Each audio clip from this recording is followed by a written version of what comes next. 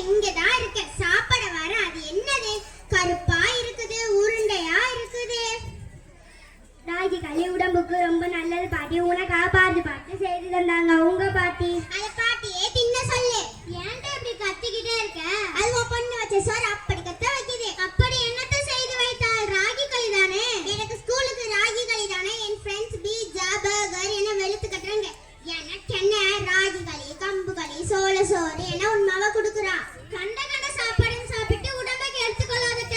எனக்கு 70 வயசாச்சு. என்னைக்காவது நான் நோய் நொடியில படுத்து பார்த்து இருக்கிறியா? சத்தான உணவை உண்ணுங்க பாட்டி. எனக்கு தந்தாங்க, நான் நல்லா இருக்கேன். அதை பாட்டியே சாப்பிட சொல்லு. சோறு களி எது ஒண்ணும் வேண்டாம். ஸ்கூலுக்கு போறேன். ஏண்டி இதை கொண்டு போ. பீட்சா பர்கர் எப்படி திங்கிறா பாருங்க. அடி பர்ஹானா, தனியா திண்டு வீணா போகாதடி. அடி பர்ஹானா, நம்மள டீச்சர் கூப்பிடுறாங்க. நம்மள செக்அப் பண்ண டாக்டர் வந்திருக்காங்க. வாடி போலாம்.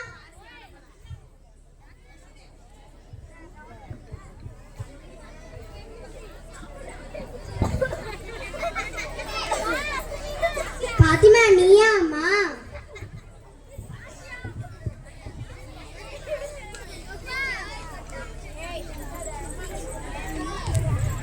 பாத்திமா, நீயா அம்மா? ஆமாம் டாக்டர். உடம்புல எதுவும் பிரச்சனை இருக்கா? அப்படி ஒண்ணும் இல்லை டாக்டர். கண்ணை காட்டு, நாக்க நீட்டு.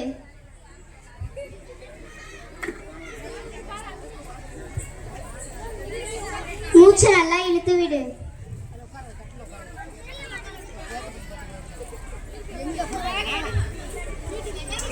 இருக்கா? காலையில் சாப்பிடவில்லை டாக்டர். அச்சச்சோ, அப்படியெல்லாம் சாப்பிடாம இருக்க கூடாது. எல்லா நேரமும் சரியான நேரத்தில் சாப்பிடணும். சரி, நீ நில்லு. அடுத்து பர்ஹானா. சொல்லுங்க டாக்டர். என்னடி இங்க கூப்பிட்டா அங்க போற? கண்ணை காட்டு. நான் அப்பவே நினைச்சேன். இத படி. படிக்க முடியவில்லை டாக்டர். சுத்தமாக படிக்க முடியவில்லை. சரி, நீ என்னடி சாப்பிடுகிறா?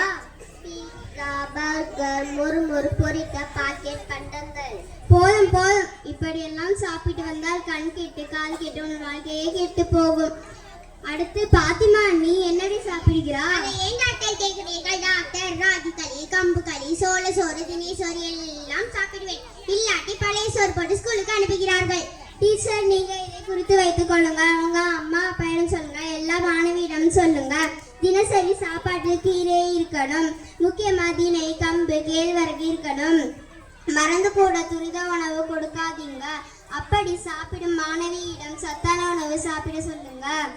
எங்க அம்மா பாட்டி கொடுத்ததுதான் நல்ல சாப்பாடு. அதை தான் நான் சாப்பிட போக போறேன். நான் வீட்டுக்கு போக போறேன்.